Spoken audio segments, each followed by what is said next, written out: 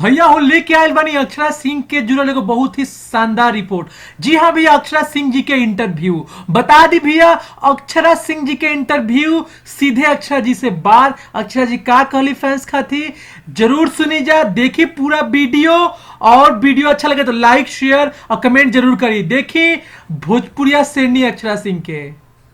इस लाल colour के button को दबाएं और चैनल को सब्सक्राइब करें और घंटे के आइकन को भी जरूर दबाएं, जिससे कि हमारे वीडियो सबसे पहले आप तक पहुंच जाए।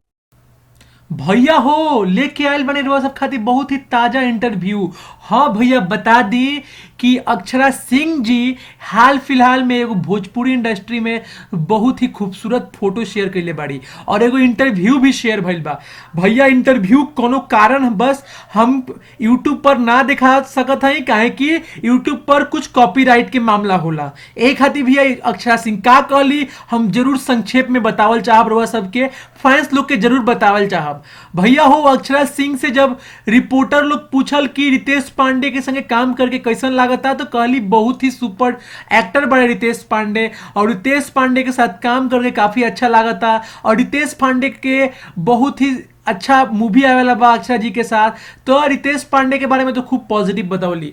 लेकिन भैया चूक ही कर देली, बता दी कि जब रिपोर्टर ये पूछलस कि अक्षरा जी आप ये बताइए कि आपका जो एक गाना सुपर डुपर हिट हुआ है जिसका नाम है 100 में से 90 को धोखा देती है, वो भी आपने किया है खेसारी। 30 दिन में वो गाना 4.5 करोड़ आदमी देखा है, 4.5 करोड़ आदमी ने देखा है। लेकिन वो गाना यूट्यूब से डिलीट कर दिया गया, आखिर क्यों? तब अक्षरा जी ने कहा शायद इस गाने को किसी ने डिलीट करवाया है, और या कंपनी का कोई झगड़ा हो सकता है, या कोई किसी को पसंद नहीं होगा तो गाना डिलीट करवाया है।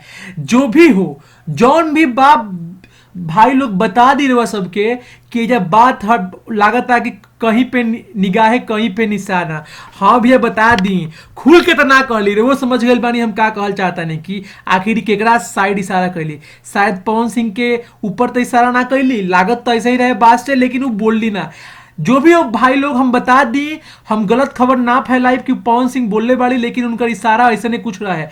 तो भैया अगर बताई रहो सब कि का वो ठीक कैले बड़ी, का उनका ऐसा कल चाहत रहे, या जो भी हो भैया आप लोग वीडियो के देखी जाए, लाइक करिए, शेयर करिए, कमेंट करके बताएं कि अक्षरा जी ठीक कैली कि ना ठीक कैली। कहें कि पवन सिंह उनका गुरु रहन, वही लाइन में उनका के लेल बढ़े, उनका आगे बढ़ौले बढ़े।